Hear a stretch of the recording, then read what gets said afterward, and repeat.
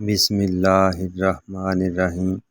الصلاۃ والسلام علیک یا سیدی یا رسول اللہ وعلی آلک و اصحابک یا رحمت للعالمین۔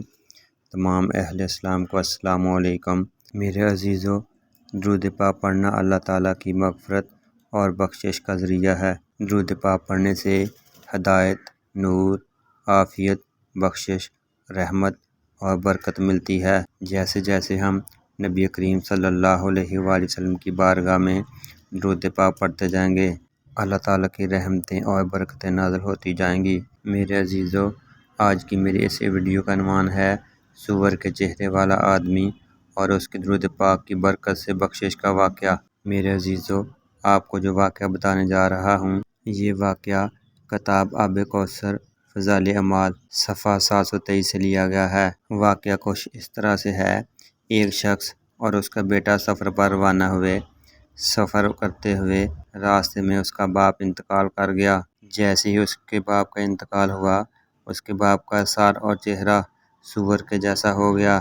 وہ بیٹا بہت پریشان ہوا اور رونے دھونے لگا اور اللہ تعالیٰ کی بارگاہ میں دعائیں کرنے لگا۔ وہ اللہ تعالیٰ سے عاجزی کے ساتھ معافی مانگ رہا تھا کہ اس کی آنکھ لگ گئی۔ تو سوتے ہوئے اس نے خواب میں دیکھا کہ کوئی شخص کہہ رہا تھا کہ تیرا باپ بہت زیادہ سود کھاتا تھا، اس سود کھانے کی وجہ سے اس کی شکل بدل گئی ہے، لیکن آپ صلی اللہ علیہ وآلہ وسلم نے اب اس کی سفارش کر دی ہے۔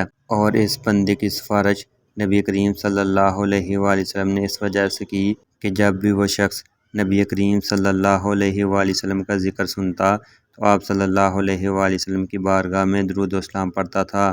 آج وہی درود و اسلام جو آپ صلی اللہ علیہ وآلہ وسلم پر پڑھتا تھا، اس نے اس کو بچا لیا اور اللہ تعالیٰ نے اس شخص کو اس کی اصلی حالت میں لوٹا دیا۔ سبحان اللہ۔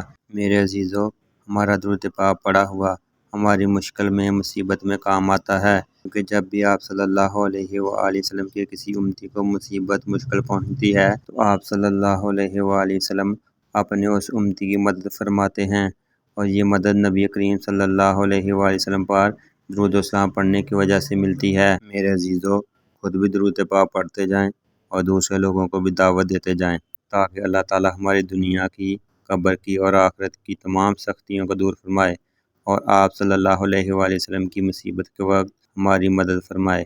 آمین ثم آمین۔ جزاک اللہ۔